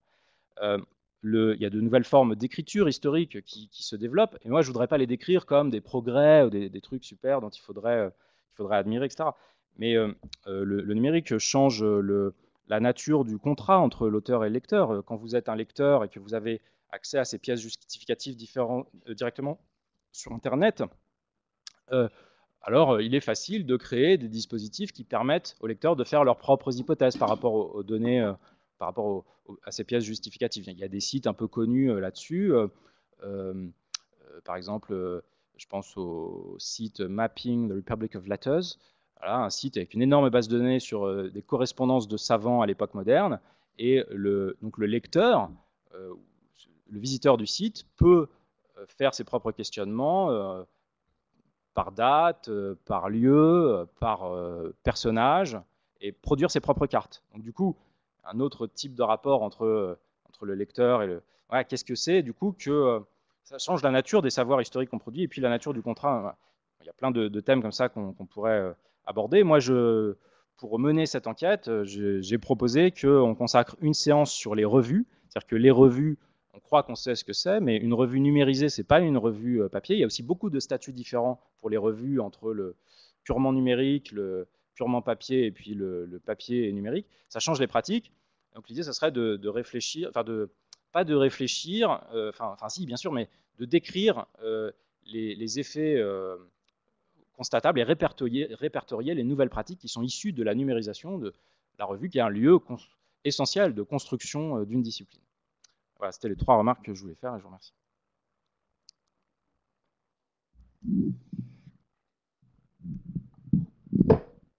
Bien, merci Julien. Je me disais en t'écoutant que heureusement que tu ne voyais pas tous les échanges qu'il y a sur le chat de la webconférence, la création d'un Framapad en direct pour prendre des notes collectivement sur ce que tu es en train de dire, etc. Tu serais encore plus, je crois, critique vis-à-vis du dispositif qui se met en place. Enfin, qui se met en place, mais en même temps qu'on peut. Ah ben oui, mais il va falloir que tu te mettes à la technologie. Tu peux répondre directement ici sur mon ordinateur, si tu veux. Tu réponds dans le chat qui est là en dessous. Ben, on va donner la parole, oui, la montre tourne. Il nous reste 40 minutes avant la fin de la séance. Donc, on va donner la parole à la salle. J'ai pas suivi le fil Twitter, mais sur le chat, j'ai pas l'impression, ni sur le Framapad, qu'il y ait eu des questions pour le moment de formuler par la salle à distance. On va l'appeler comme ça pour faire vite. Est-ce qu'il y a des questions ou des observations ou des suggestions à ce stade dans la salle en présence ou dans la salle à distance d'ailleurs? À distance, vous vous exprimez sur le chat de la webconférence ou sur le Framapad ou sur le fil Twitter ou sur la liste de discussion. Enfin, voilà, tout est ouvert. Oui. Alors en fait, pour le moment, non. Donc là, on a eu des questions qu'on a vues nous ici même. C'est-à-dire, vous avez répondu.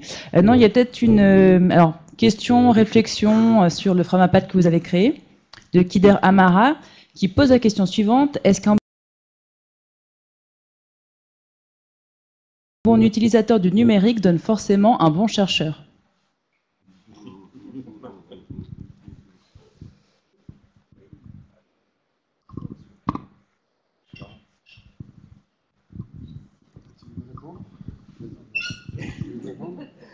Parce que, en fait, oui, je signale simplement aux participants à distance que celui qui a répondu, comme Vincent a utilisé en fait mon compte, il apparaît à mon nom une réponse qui est en fait celle de Vincent. Donc voilà, c'est un des problèmes. Bien, Vincent. Mais oui, enfin, c'est la question là. Est-ce qu'un bon utilisateur du numérique est un bon chercheur? Moi, j'en sais rien, mais je dirais que donc clairement non, hein, c'est évident que non. Mais ça, à la limite, ça ne mérite même pas de discussion. Enfin, c'est évident, quoi. Mais par contre, c'est vrai que de même, par exemple, j'ai lu dans François Bon son livre Après le livre, de même que, comme il le raconte dans son livre, les écrivains du 19e siècle étaient un peu des geeks de toutes les nouvelles technologies d'écriture et de lecture, quoi. Ils étaient attentifs à la qualité du papier sur lequel leur livre allait être imprimé. Ils étaient maniaques avec leurs plumes, etc., avec les qualités d'encre, etc. Bon, je pense qu'il y a aussi un côté geek des tous outils de lecture et d'écriture chez les chercheurs. Et donc, ça peut aider. Mais en fait, en même temps, ce n'est pas du tout nécessaire. Il y a aussi beaucoup de contre-exemples. C'est très intéressant. Alors, des questions dans la salle, oui. D'avoir là en direct. Pardon. C'est une question que je voulais poser parce qu'on vient d'avoir en direct quelque chose qu'on trouve en situation d'enseignement. On a quelqu'un qui essaye de nous faire partager des idées et en même temps on a énormément de choses à gérer.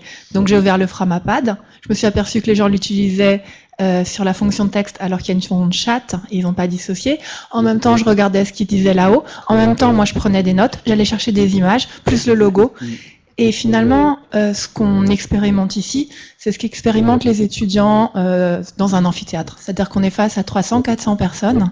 Il y en a la moitié qui ont des ordinateurs. Alors, ils jouent, ça change rien. Ils lisaient le journal ou ils dormaient, ça change rien. Mais par contre, il y a des outils qu'on peut mettre en place. Nous, on a essayé. Donc, on crée effectivement des prises de notes collectives. On expérimente des choses. Mais il y a vraiment une réflexion à faire parce que le rapport à la connaissance change. Et en particulier, la disponibilité face à l'intervenant est différente. Et là, en l'occurrence, à partir du moment où tout ça s'est développé, j'ai beaucoup moins suivi ce qui était en train de se dire. Voilà. C'était un élément de réponse immédiatement que j'allais apporter. Nous, moi, ce qui m'inquiète beaucoup dans ces expériences-là en amphithéâtre, c'est qu'est-ce que devient l'attention des étudiants, et d'autant plus qu'il y a un certain nombre d'études qui ont été faites par des collègues chercheurs suédois. La Suède était très en avance dans ces processus de numérisation, et par exemple, les collègues suédois ont commencé à utiliser le PowerPoint et aussi les différentes potentialités d'interaction il y a près de 10 ans ou 15 ans, donc vraiment beaucoup d'avance sur la France, et c'est intéressant de voir que dans les dernières années, en tout cas ce que nous montrent plusieurs études dont on aura l'occasion de parler d'ailleurs dès la prochaine séance, c'est qu'ils sont en train de faire un revirement complet et de revenir à toute vitesse aux méthodes traditionnelles, parce que ce qu'ils ont effectivement découvert, c'est que c'était une perte d'attention et un affaiblissement des potentialités d'apprentissage de la part des étudiants dans ce genre de contexte. Effectivement, moi, ce que je faisais exactement la même expérience. J'ai pas trop l'habitude de ces dispositifs, donc je l'expérimentais. Et avec le chat de la webconférence d'un côté, le Framapad de l'autre, la liste des discussions, et encore, j'ai pas mis le fil Twitter en route. Effectivement, pour écouter en même temps ce qu'était en train de dire Julien, bah, ça devient une sorte d'exploit. Et c'est exactement ce que nous on expérimente. On a effectivement des gens qui vont interdire en amphithéâtre les ordinateurs et d'autres qui vont essayer d'intégrer les outils. Et je pense que c'est aussi un sujet dont on peut peut-être discuter de manière plus élargie. Tout à fait. Alors juste une petite précision, parce que comme je vous l'ai dit, on tâtonne, on expérimente. On avait décidé, donc je vais voir techniquement pourquoi ça n'a pas pu être maintenu pendant que Julien parlait, de ne pas vous afficher le chat. Et c'est pour ça que Alexa faisait la modération. parce qu'effectivement, en termes de messages, ça me paraissait trop, et c'est souvent perturbant. Il y a eu des expériences dans les amphis de travailler avec Twitter, où vous avez, pendant que l'enseignant enseigne, les étudiants envoient des tweets sur un fil. C'est compliqué à gérer. Donc on souhaitait pas ça ce soir, donc je sais pas pourquoi, quelqu'un a voulu saboter l'intervention de Julien. Le Framapad, ça c'est intéressant. C'est c'est une réponse en direct de Julien à une question sur le chat. Vous avez vu pourquoi on n'ouvre pas quelque chose d'écriture collaborative. On voulait pas ce soir non plus parce qu'on voulait pas mélanger les signaux. On voulait échanger. Et puis finalement, la réalité de nos 50 correspondants a fait que Jérôme a craqué, il a ouvert un Framapad, il y avait aussi une prise de notes collaborative. Voilà, donc on vous donne toute la cuisine, mais c'est intéressant parce que ça fait partie du dispositif que l'on met en place. Dernière chose, il n'est pas sûr que pour la prochaine conférence, nous travaillions avec la webconférence. On travaillera peut-être dans une diffusion web TV classique, sans interactivité autre que Twitter. Voilà, pour notre réflexion en marchant. Oui, un peu dans la même lignée, excusez-moi. Ça me faisait penser ce qui était dit et sur l'enseignement et sur les séminaires à la question. En fait, il y a des historiens, des historiennes qui se sont posés ces questions de dispositifs matériels. J'avais lu les travaux de Françoise Vaquet sur l'oral et sur justement l'histoire du séminaire dans le monde universitaire et à quel point, ne serait-ce que dans les années 30, il y avait plein de gens qui disaient mais le séminaire, c'est un idéal qui ne fonctionne pas. En fait, les gens, ils sont pas vraiment présents à un séminaire. C'est très rare que tout le monde parle ensemble. Comment faire pour restituer des séminaires où vraiment tout le monde participe? Et donc, effectivement, toutes les réflexions sur les mini-conférences, etc. Enfin, comment faire pour que tout le monde ait vraiment lu, y compris entre chercheurs. Donc, c'est pas que des problèmes d'étudiants, enseignants, c'est aussi entre chercheurs des problèmes. Donc, comment on crée l'interactivité? Et effectivement, il y a aussi, du coup, ces travaux-là sur justement l'histoire de l'oralité dans le monde universitaire montrent aussi qu'il y a peut-être quand même manière de travailler en histoire sur justement l'histoire des dispositifs très très matériels, d'une part, et d'autre part, ce qui est intéressant avec le numérique, c'est que ça peut aussi ça rejoue aussi un peu tous les débats sur écrit, oral dans la recherche et dans l'enseignement, c'est-à-dire qu'il y a aussi, on aborde très souvent le numérique sous l'angle vraiment de l'écrit, mais il y a aussi, et là on est en train de le faire, il y a aussi de la dimension de l'oral. Et donc qu'est-ce que ça remet en cause aussi dans les frontières oral-écrit, dans la part de l'écrit, de l'oral, dans l'enseignement, dans la recherche, etc. Enfin, je pense que ça rejoue un ensemble de choses qui avaient quand même déjà aussi été travaillées, y compris avant le numérique, quoi.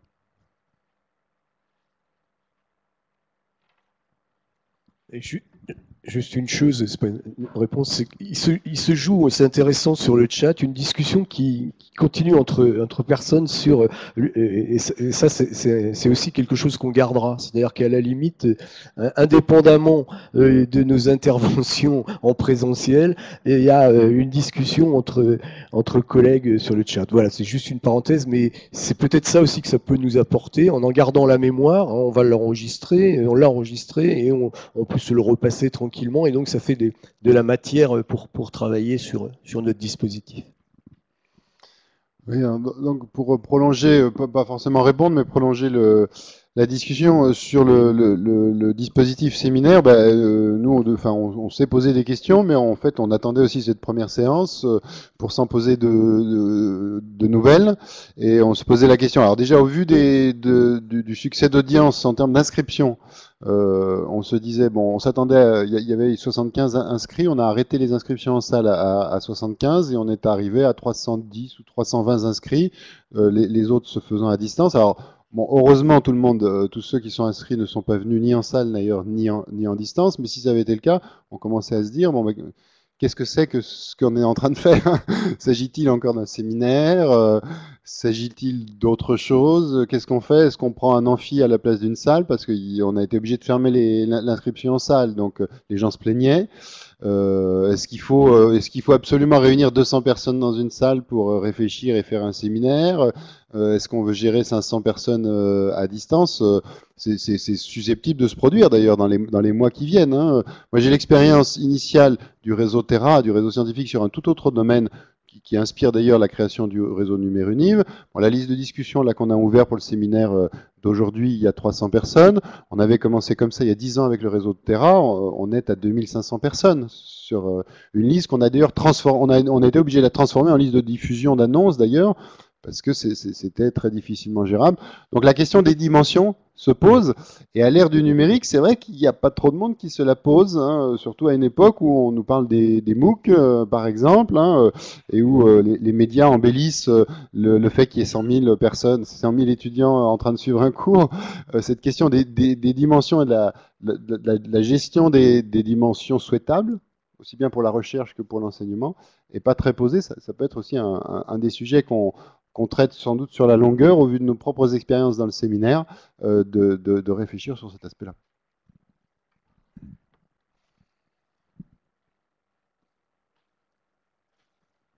Oui, alors quelqu'un dans le chat est en train de dire c'est un MOOC séminaire ce que vous organisez là, effectivement, et pourtant on n'est pas vraiment des férus du concept de MOOC tel qu'il est apparu depuis 2011.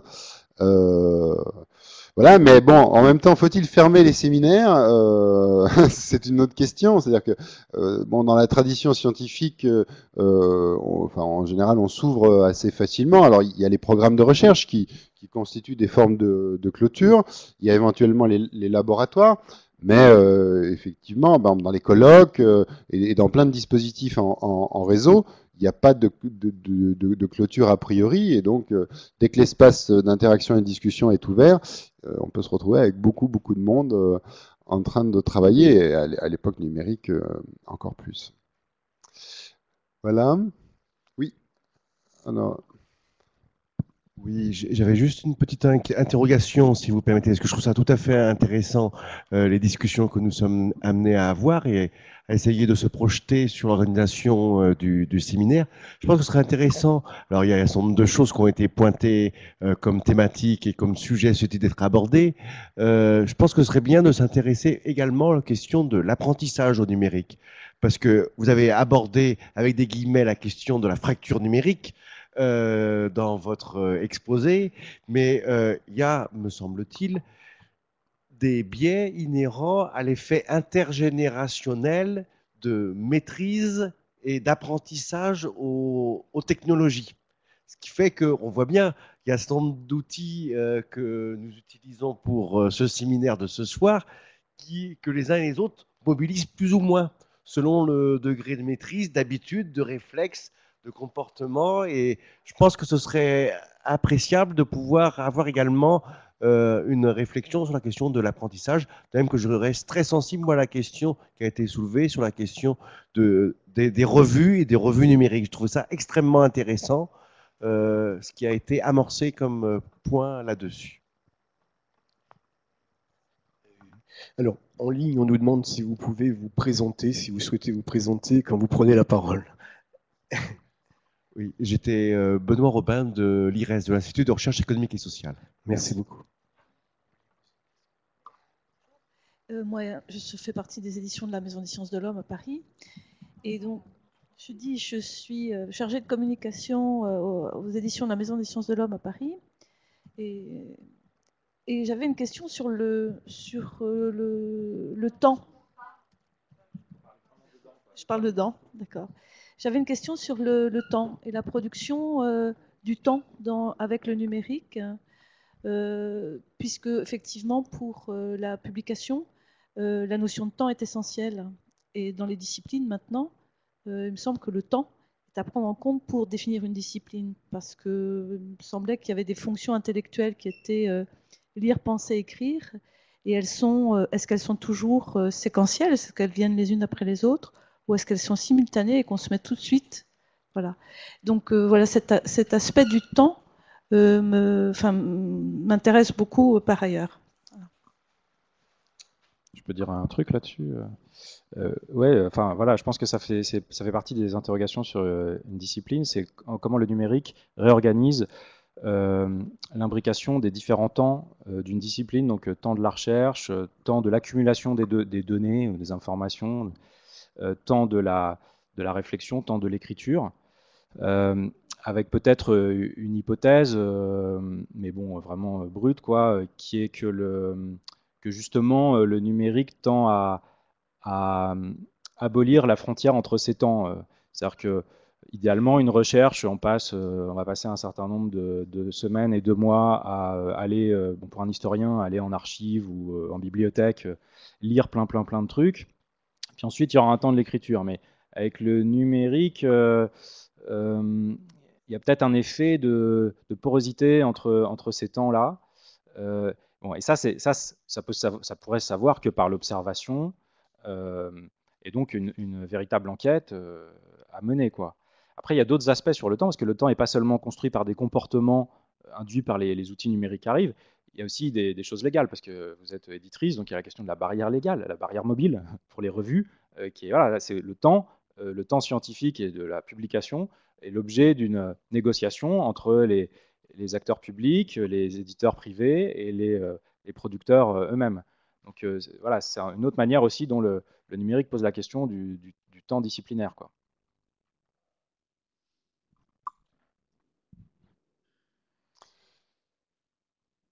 D'autres remarques, d'autres questions?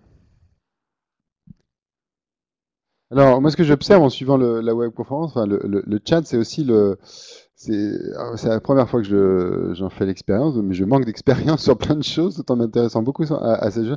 C'est le déphasage entre les échanges d'une large partie des participants à distance et puis les échanges dans la salle. C'est-à-dire qu'en fait, il n'y a pas une salle, il y en a quand même clairement deux qui sont complètement dissociés, avec des thèmes de débat et des agendas de discussion qui sont différents. Donc ça, c'est un petit peu amusant. Et en même temps, ça renvoie aussi à une réalité qui est tout à fait actuelle, pas seulement pour les chercheurs en séminaire, mais aussi pour les enseignants, pour les profs. C'est-à-dire qu'on a bien conscience qu'il y a une communication, enfin, il y a des formes de communication qui sont mises en place dans les amphithéâtres, par Twitter, par liste des discussions, chat, Framapad, notes collaboratives, etc. Je pense que ça n'a jamais autant discuté dans les amphithéâtres qu'à l'ère numérique, mais de manière complètement silencieuse. Ce qui me frappe, je suis arrivé à Paris en 99, donc voilà, ça me fait 14 ans d'expérience, et depuis 14-15 ans, je vois le niveau sonore des amphis diminuer. Alors, je ne sais pas si c'est moi qui vieillissant et plus d'autorité dans l'amphi, ou si c'est le numérique, ou c'est voilà qui assourd, mais j'ai vraiment l'impression que voilà, se crée toute une communication interne à l'amphithéâtre entre les étudiants, avec un très très grand déphasage aussi par rapport à ce qui se passe dans la salle et à ce que dit le prof sans doute en même temps. Oui. C'est effectivement ce qui se passe. Je crois que ça intéresse tout le monde, tu viens de le dire, des discussions interpersonnelles, mais aussi des thématiques. Là, ils ont réagi en direct à ce que tu disais. Certaines personnes, on l'a vu, ils n'étaient pas d'accord avec toi. Ils souhaitent avoir participer à distance. Ils s'estiment capables d'avoir une écoute différenciée. Par contre, la problématique qui va se poser très rapidement, ça va être les traces de ces discussions. Qu'est-ce qu'on va en faire? Parce que là, c'est sympathique, mais qu'est-ce qu'on va faire de ça? Qui va écrire dessus? Peut-être pas être jugé parti de ce qui s'est passé. C'est ce que je voulais dire aussi dans la présentation, c'est que des chercheurs qui regardent ce que nous faisons, il y a matière à recherche. C'est ce que j'aime bien dans les services TIS, c'est que les objets qu'on manipule sont aussi objets de recherche. Et c'est bien de prendre du recul tout de suite, et c'est pas nous qui pouvons le faire. Là, on fait du constat, mais voilà, c'est un appel. Dans ce séminaire, c'est un peu une des raisons pour lesquelles on se retrouve. Tu as posé la question, Julien, du numérique qui transformait les choses, et là, je trouve qu'il va falloir qu'on y pense pour les prochaines sessions, à avoir un observateur ou des observateurs de ce qui se passe. C'est impossible. Il y a trop de choses et c'est riche. Alors, ça nous montre aussi, c'est pour ça que je peux revenir sur des sujets d'actualité qu'on aura l'occasion de traiter, notamment sur l'enseignement à distance et la numérisation des enseignements, où là les choses sont beaucoup plus contraintes. Enfin, les difficultés là qu'on a à gérer le dispositif montrent aussi les difficultés auxquelles les enseignants sont susceptibles d'être confrontés si on les amène, enfin si on les contraint à aller vers une numérisation des échanges avec les étudiants, ce qui est un peu la tendance actuelle. Et en particulier, voilà, gérer de manière différenciée un exposé tout en suivant un chat, par exemple. Alors moi, j'ai pas une très grosse expérience des MOOC. Je sais pas si certains en ont suivi déjà et comment se gère l'interaction, mais c'est vrai que je m'imagine pas dans un tel contexte de pluralité de systèmes qui fonctionnent, d'interaction à plusieurs niveaux, avec des agendas différents, etc., être encore en capacité de faire un enseignement digne de ce nom en étant un tout petit peu concentré sur le sujet. Et il y a vraiment cette dimension. Voilà. Mais en même temps, c'est vrai que c'est intéressant aussi parce que je parlais tout à l'heure de déphasage avec le chat, par exemple, de la webconférence, pas complètement, et c'est vrai que c'est une forme de participation également. Et finalement, ce qui est frappant, c'est qu'il y a beaucoup plus de participation à ce séminaire pour le moment sur le numérique, sur la partie numérique, sur le chat. Finalement, qu'en séance, il y a un nombre de personnes qui s'expriment et qui échangent actuellement sur le chat qui est 10 à 50 fois supérieur au nombre de personnes qui s'expriment et qui échangent dans la salle. Alors, est-ce que c'est peut-être parce qu'il y a une facilité dans l'expression numérique, mais c'est très frappant. De ce point de vue-là, la dimension est beaucoup plus interactive, beaucoup plus participative finalement, que la dimension en salle. Contredisez-moi pas en acte. Donc, moi, PIC, je suis chargé de cours en école d'art, donc pas du tout ni dans la recherche. Non, là, le problème du chat, c'est qu'on est en train c'est un peu ce qu'on disait, enfin, ce que disait la demoiselle tout à l'heure, c'est qu'on confond oralité et écrit, quoi. Là, on voit des choses qui sont en train, qui peut-être vont être mis en mémoire. Ça, je trouve ça horrible. Parce qu'il y a un moment où le brouhaha, c'est bien que ça reste du brouhaha et qu'on s'en détache très très vite. Et ça, je pense que c'est vraiment le gros problème. Et là, il faut avoir, et je pense qu'ici dans la salle, justement, on suit des règles de bienséance qui est éviter de tous parler en mode, mais sinon on peut le faire. Je pense que c'est quelque chose qui est de l'ordre du possible. Donc ça, faut faire hyper gaffe à ça. Moi, je sais, en plus, je suis chargé de cours. Normalement, je suis designer numérique. J'ai carrément interdit l'ordinateur en cours, c'est juste impossible et on fait du numérique avec papier-crayon. Ça, c'est juste évident parce que les mômes sont à moitié sur Facebook, à moitié, enfin c'est juste du délire total, quoi. Donc déjà ça, et j'avais une autre réflexion, moi, c'est le problème des outils, quoi. C'est-à-dire que là, je vois du Adobe, du Microsoft, tous ces trucs-là, juste ça fait juste peur, quoi. Alors que là, on est juste sur une captation d'éditeurs privés, enfin d'une connaissance ou même d'une recherche. Je trouve ça juste hyper inquiétant, quoi. J'en tremble, hein, franchement, quand j'en parle, hein, parce que là, on est en train de faire n'importe quoi.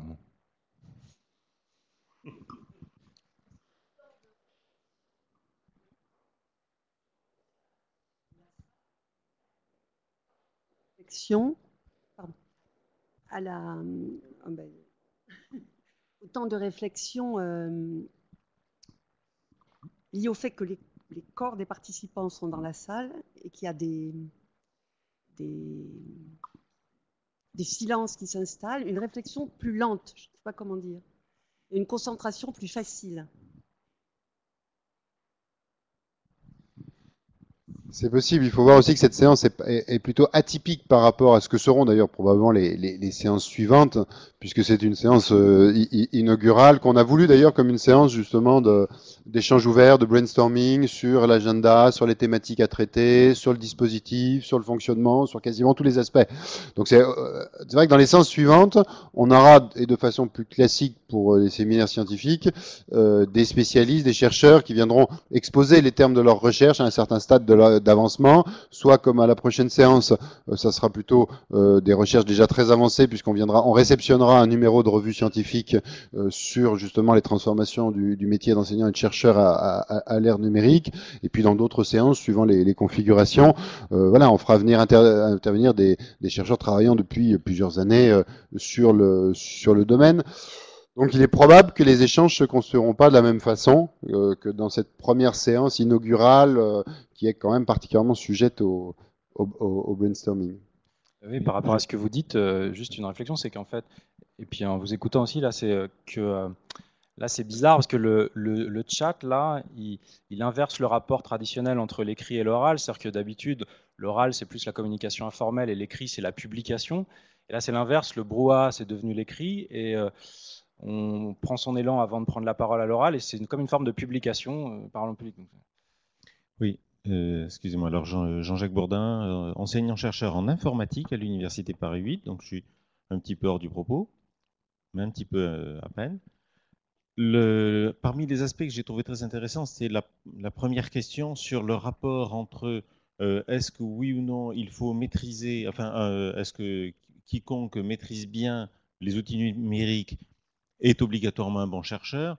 Naturellement, on a envie de mettre exactement dans l'autre sens et de dire un bon chercheur aujourd'hui doit connaître et doit maîtriser les outils du numérique. Et immédiatement, la question qui va avec, c'est que les outils numériques ont une qualité particulière, c'est de nous obliger tout le temps à changer, à nous adapter, à passer à autre chose, et on ne maîtrise jamais les outils du numérique, parce qu'au moment où on en maîtrise un, il est dépassé, il y en a un autre, et on est ridicule parce qu'on ne connaît pas encore le ceci, le cela, et c'est une course-poursuite dans laquelle on sera toujours perdant. Donc, bien sûr, il y a nécessité, il est hors de question que quelqu'un fasse une présentation avec des diapositives utilisant le logiciel machin chose, s'il ne maîtrise pas sérieusement ce logiciel, de la même manière que personne n'aurait l'idée d'écrire quelque chose sans maîtriser le porte-plume il y a quelques décennies, le stylo un peu plus proche de nous, la machine à écrire ensuite, etc. Bien sûr, cette maîtrise, elle est nécessaire. Néanmoins, effectivement, dans la réalité des faits, on est tout le temps dans une espèce de course-poursuite dans laquelle on ne va pas gagner, dans laquelle il faut, et c'est pour ça que je suis ici, il faut prendre la mesure, prendre la distance pour réussir à savoir en quoi est-ce que ceci nous transforme, nous oblige à nous transformer, est-ce que oui ou non on peut résister et à quoi, est-ce que oui ou non on peut avoir une position autonome, intellectuelle sur tel ou tel point. C'est ce qui m'a intéressé, en particulier dans l'intervention de Julien en cours de route. Oui, je pense que nous avons là une possibilité d'intellectuel, de réfléchir et de surtout pas nous laisser emporter sur n'importe quoi. Merci pour justement cette possibilité d'en discuter ici.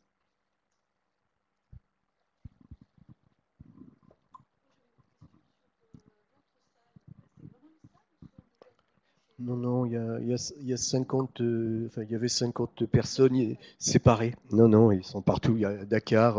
On a eu tout à l'heure au Québec. Ils sont, oui, chacun. Donc, on appelle ça classe virtuelle. C'est effectivement rassembler les individus.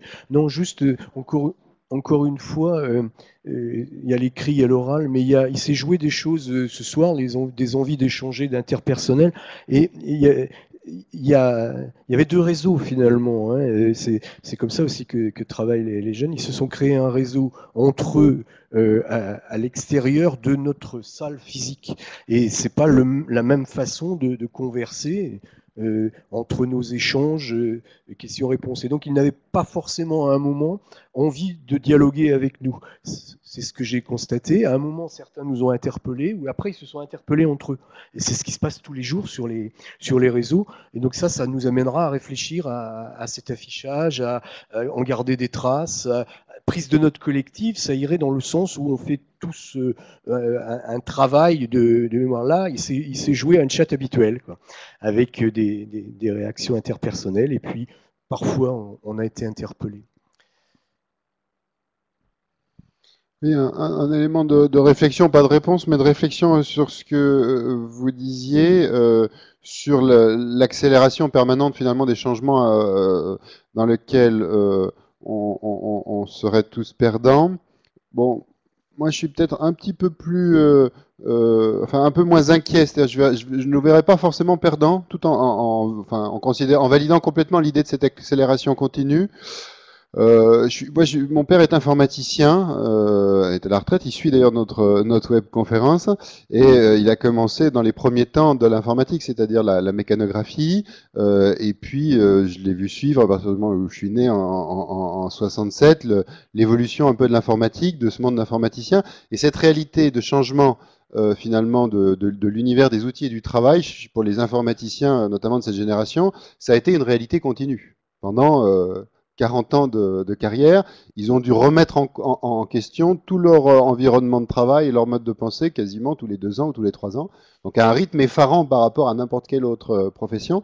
Et ce que j'appréhende, mais sans forcément le craindre, parce qu'il peut y avoir des aspects positifs, mais ce que j'appréhende, c'est que la numérisation des autres professions aujourd'hui dans la société les fasse passer aussi, précisément, et la nôtre par exemple, d'enseignants et de chercheurs, nous oblige à subir ces rythmes qui sont ceux de l'informatique finalement, et également effectivement nous amène à devoir reconsidérer complètement toutes nos modalités de travail, ce qu'on a déjà commencé à faire là depuis 10 ans. Hein. On le voit bien dans la façon dont on collabore entre collègues. Bon, on a beau être éventuellement critique, éventuellement résistant, on est happé effectivement par cette logique. Et moi, ce que j'anticipe, c'est voilà, un déplacement complet des rythmes propres du secteur informatique sur les autres corps de métier, et notamment sur les nôtres. Ce qui a aussi des incidences éventuellement en matière de formation des doctorants, par exemple, aujourd'hui, et des jeunes chercheurs. C'est-à-dire que de toute façon, l'apprentissage qu'on pourra leur apporter à un moment à un autre, il sera caduc à échéance de 2 ans ou de 3 ans, du point de vue des techniques, du point de vue des outils. Hein, ça, c'est certain. Donc les apprentissages initiaux peuvent les aider à s'introduire sur certaines dimensions techniques d'une discipline ou de partie de métier, mais il va falloir d'une certaine manière les former à l'auto-apprentissage, puisque nous, ce qu'on a fait depuis 10 ans, on s'est tous formés, enfin je parle des chercheurs, enseignants, on s'est tous auto-formés sur le tard, en bricolant sur l'Internet. Donc comment former à l'auto-apprentissage? Est-ce qu'on est tous perdants? Moi, il faut quand même aussi positiver un peu, c'est-à-dire qu'il y a quand même des progrès extraordinaires. Hein. Je vois les juristes, par exemple, qui ont accès maintenant à des bases de données jurisprudentielles complètement informatisées, etc. Bon, bah, pour la recherche en sciences juridiques, c'est quand même formidable de pouvoir retrouver en 30 secondes un arrêt d'un petit tribunal de n'importe quelle instance, de pouvoir faire des recherches sur mots-clés, sur toutes les décisions. Enfin, il y a quand même des possibilités qui affinent considérablement la capacité d'analyse même des processus, par exemple, de transformation jurisprudentielle. Hein. Bon, la numérisation des archives en histoire pose plein de problèmes, mais la possibilité de rendre accessible à tout le monde des archives qui autrefois, dans leur version originale du vieux manuscrit, qu'il fallait surtout pas trop toucher parce que sinon, voilà, ça c'est quand même aussi extraordinaire, de pouvoir dupliquer des choses qui restaient complètement inédites ou singulières dans des bibliothèques extrêmement fermées autrefois. Ça décuple aussi les capacités de travail. Ça pose d'autres problèmes. Le problème des sources, du contrôle, par exemple, de ce qui est mis en ligne, etc. Mais ça ouvre des possibilités. Moi, j'arrive pas encore à voir sur nos disciplines la chose de manière complètement sombre. Hein. Il me semble qu'il y a aussi des vraies potentialités, des vrais gains pour la science, hein, pour la production des savoirs. Est-ce que je peux juste commenter là, parce que justement, comme ça, dit comme ça, c'est sûr, c'est génial, la numérisation de livres et puis de certaines archives. Mais précisément, il y a beaucoup plus de livres qui sont numérisés que les archives parce que c'est plus simple, parce que voilà, c'est du format comme ça, feuille, et puis ça se numérise comme ça. Les archives, c'est des trucs en 3 dimensions, c'est beaucoup plus coûteux à numériser. En fait, la question de la numérisation, en fait, on ne peut pas numériser tout, et c'est la question des choix de qu'est-ce qu'on numérise. Et ce qui est numérisé dans les livres et les archives, c'est ce qui est mis en valeur et ce vers quoi les chercheurs vont se tourner plus spontanément et plus rapidement, les étudiants et les chercheurs. Et donc, en fait, c'est valoriser la numérisation d'un fonds d'archives, c'est le mettre en avant et faire qu'il y aura des recherches dessus à l'avenir. Et donc, on valorise un corpus, mais donc, du coup, ça a d'énormes répercussions sur... ça permet de valoriser des écoles historiques, des styles d'histoire. Et donc, en fait, c'est un enjeu de domination supplémentaire. Si on reste juste dans le discours, le numérique, c'est génial, c'est la liberté, l'accès à tous, à la connaissance, etc., on ne voit pas qu'en fait, c'est une machine à créer des inégalités, ou à en créer de nouvelles, à en renforcer d'existantes. Et puis, voilà, c'est en fait la question des archives qui sont valorisées, vers lesquelles on va spontanément. Est-ce qu'on peut vraiment porter un jugement global sur le numérique, que ce soit en termes de on est toujours perdant ou en termes de ça serait absolument génial? C'est ça, c'est pour ça que moi je disais pas c'est génial. Je disais, il y a effectivement des aspects négatifs, notamment cette accélération permanente qui va être très contraignante sur le plan professionnel et qui l'est déjà. Effectivement, toutes les dimensions d'inégalité sociale qu'on va aborder. Moi, je suis très préoccupé à partir de la science politique des instrumentalisations politiques du numérique à des fins tout à fait autres que ce qu'elles prétendent être, hein, c'est-à-dire des apparences vertueuses et une façon notamment des décideurs politiques de surfer sur les mouvements de l'opinion en faveur de cette transformation, de cette révolution technologique, tout en utilisant ce mouvement pour faire autre chose, par exemple de la réduction budgétaire, par exemple de la dualité sociale, par exemple, etc., etc. Donc voilà, il y a des aspects négatifs, mais j'ai l'impression qu'on ne peut pas porter de jugement global finalement sur le phénomène qui nous affecte. Et c'est pour ça que les positions qui sont, ce que j'ai appelé dans l'article qui va paraître dans la revue dont on parlera à la séance prochaine, technophobes, et c'est une qualification qui peut être contestée, je comprends. Qui mérite d'être discutée. Voilà. Parce que d'emblée, ça disqualifie.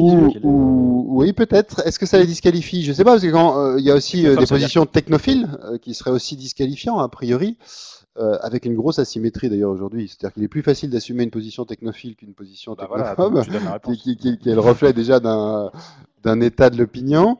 Mais en même temps, c'est pas parce qu'elles sont disqualifiantes qu'elles n'existent pas. Mais juste, où se place, par exemple, la pensée critique par rapport à technophile et technophobe? Elle est plutôt technophile ou plutôt technophobe? La pensée critique, elle est de partout. C'est-à-dire que tout le monde... Elle est partout, ouais, mais les technophiles font de la critique en permanence, par exemple, de la lenteur à s'adapter aux nouvelles technologiques. Ce sont les premiers qui vont générer un esprit critique sur le thème du retard, par exemple, sur le thème du conservatisme, sur le thème du refus de s'adapter, etc. Donc ils sont aussi critiques. Et les technophobes le sont aussi dans leur... Moi, ces deux positions-là me paraissent, en raison du jugement global qu'elles portent, souvent assez faibles intellectuellement. Et je pense qu'il y en a qu'il faudrait justement arriver à faire entendre d'autres types de systèmes de conviction, d'autres positions, au moins pour ne pas rester dans ce séminaire, dans un vis-à-vis entre technophilie et technophobie. Oui, ou alors, comme l'avait proposé Sophie Poirot-Delpech, qui malheureusement n'était pas là aujourd'hui, effectivement, la séance qu'on pourrait consacrer aux critiques diverses du numérique, finalement, voilà, on peut se demander, s'interroger sur l'utilité de la catégorie technophobe. Est-ce qu'il ne faut pas l'abandonner complètement, en fait? Bon. Le temps arrive à 18h59, donc on est à la fin de la séance. Il va falloir y mettre un terme. Bien, ma foi, au moins l'avantage de cette séance, c'est d'abord de nous avoir permis de discuter assez rapidement et d'avoir expérimenté, testé un certain nombre d'éléments du dispositif, justement, de travail collectif. D'avoir également lancé la dynamique du séminaire qui va se prolonger chaque mois et sans doute pendant plusieurs années sur ce domaine. Merci à tous d'avoir participé en salle et à distance. Et puis nous nous retrouvons pour une prochaine séance qui sera au mois de novembre. Nous avions des choses de fixer, mais au vu de l'expérience d'aujourd'hui, on va être peut-être amené à, en tout cas, beaucoup travailler à rediscuter sur la préparation de la séance suivante. Et en tout état de cause, vous êtes tous invités, si ce n'est pas déjà le cas, mais je pense que tous ceux qui sont là en salle ou à distance sont déjà abonnés au moins à la liste de discussion par email fichier Heinlein, parce que c'est par là que nous vous passerons en fait les informations sur la séance suivante, aussi bien en salle que à distance. Voilà. N'hésitez pas à utiliser ces outils numériques, notamment la liste de discussion par email dans les prochains jours pour prolonger le débat autant que vous en avez envie. Je pense qu'on sera en fait, moi ça m'intéresse en tout cas de prolonger le débat dans cette liste des discussions. Et n'hésitez pas aussi, alors là j'attire tous votre attention là-dessus parce que vous êtes aussi abonné à une autre liste qu'on a créée, Numérinif quotidien, qui est une liste de diffusion d'annonces, de séminaires, de colloques, de livres, de rendez-vous divers sur le domaine de la recherche, mais qui un peu intégré aussi des éléments d'actualité, des rapports, etc. N'hésitez pas à poster sur cette liste. Hein. Pour le moment, il n'y a que moi qui poste, mais je vous signale qu'elle est paramétrée comme, non pas liste de diffusion, mais comme liste de discussion modérée.